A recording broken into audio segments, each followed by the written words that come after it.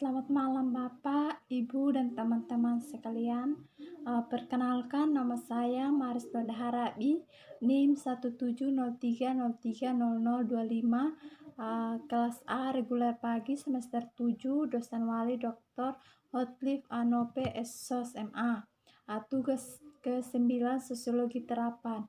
Nah, di buku ini yang saya review menjelaskan tentang politik konflik. Konflik di lingkungan yang dimediasi komputer dan internet, dan melihat via file cara itu berdampak pada politik, masyarakat, dan budaya. Menurut Atina Karatsigoni, memberikan kerangka kerja untuk menganalisis fenomena baru ini dengan mengadopsi unsur-unsur gerakan sosial, konflik, dan teori media.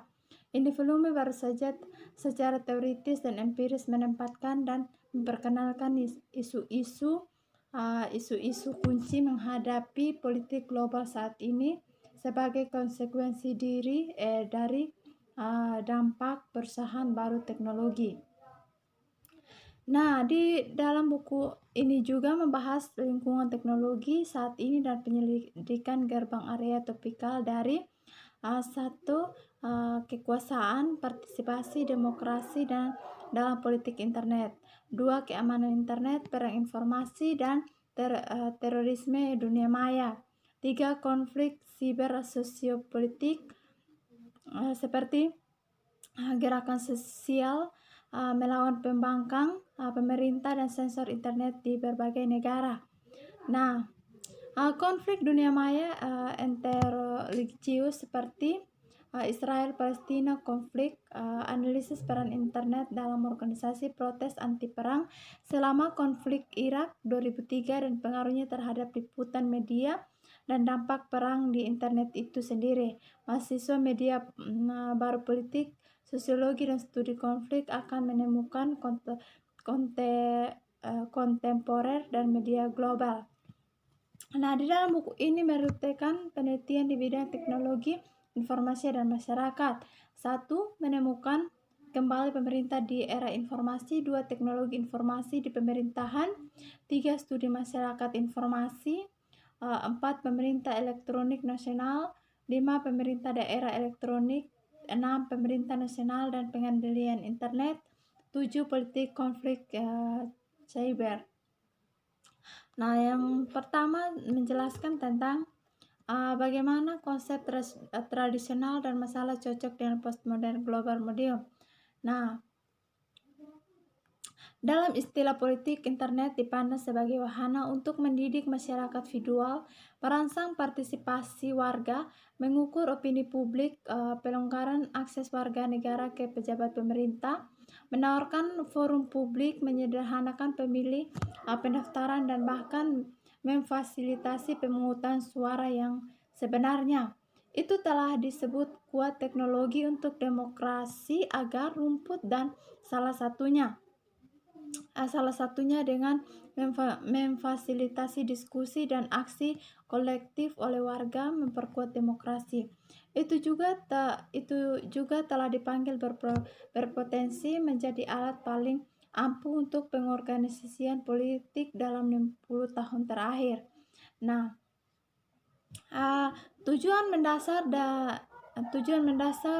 dari bab ini adalah untuk menunjukkan itu, sementara tuntunan kelompok yang menggunakan internet tetap tradisional dan modern dalam karakteristik, medium itu sendiri adalah postmodern, melayani tujuan-tujuan modernis. Penting untuk memahami apa tujuan publik utama dari kelompok yang digunakan teknologi komunikasi adalah mengapa dan bagaimana mereka menggunakannya dan untuk apa pengaruhnya. Dengan mengingat hal ini, bab ini menavigasi literatur, membangun bentuk untuk memulai studi tentang konflik dunia maya dan maknanya bagi yang baru politik komunikasi. Di sini juga menjelaskan tentang gerakan politik dan penggunaan internet. Teori gerakan sosial sangat relevan dengan penelitian ini karena banyak diantaranya kelompok yang menggunakan internet memiliki karakteristik gerakan sosial, misalnya gerakan Zapatista di Meksiko. Internet jauh lebih murah daripada media-media casting. Belum cukup disensor untuk menghalangi penggunaannya oleh berbagai kelompok dan memiliki pemirsa potensial di seluruh dunia, memfasilitasi cara baru yang sukses untuk sosial gerakan untuk membawa pesan mereka ke audiens yang jauh lebih besar. Namun masalahnya adalah bahwa yang diperjuangkan oleh kelompok-kelompok ini pada analisis terakhir adalah modernis tradisional konsep seperti demokrasi, partisipasi, dan di atas segalanya kekuasaan. Konsep ini akan diperiksa dalam urutan itu di bagian selanjutnya untuk menentukan apakah mereka tetap ada tradisional ketika mereka terhubung di media postmodern seperti internet. Nah, ketika interaksi dasar dan jaringan terutama dilakukan hal ini, kepadatan kelompok sosial yang menjadi sasaran gerakan yang digambarkan sebagai elemen utama dalam membuat tindakan terorganisir harus didefinisikan ulang.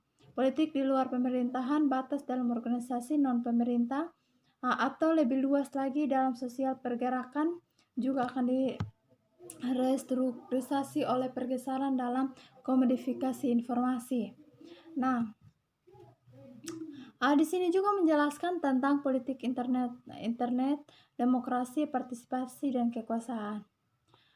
Untuk membahas hubungan antara demokrasi dan internet, itu akan berguna untuk memasukkan konseptualisasi istilah demokrasi sebelum kita menerapkan teori politik demokrasi untuk penelitian internet.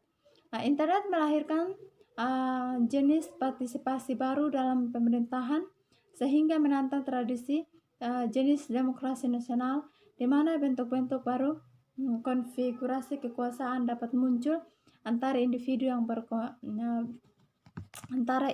yang berkomunikasi. Nah,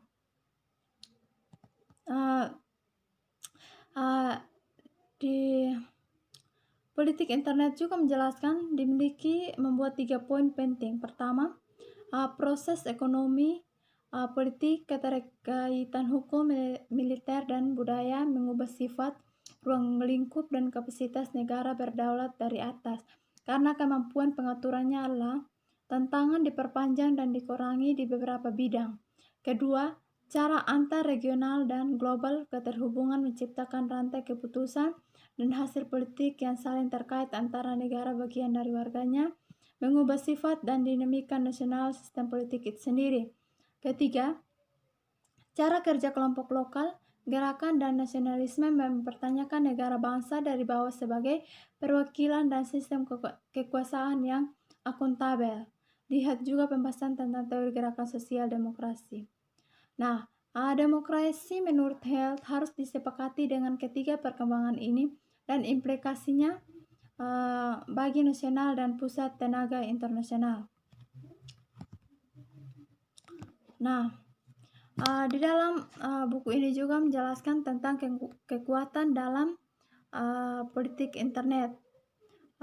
Kekuatan atau kekuasaan adalah elemen penting dalam politik internet seperti di semua bidang politik karena kelompok internet tertarik pada akumulasi kekuasaan. Selain partisipasi, poin yang akan disorot adalah apa yang mereka perjuangkan.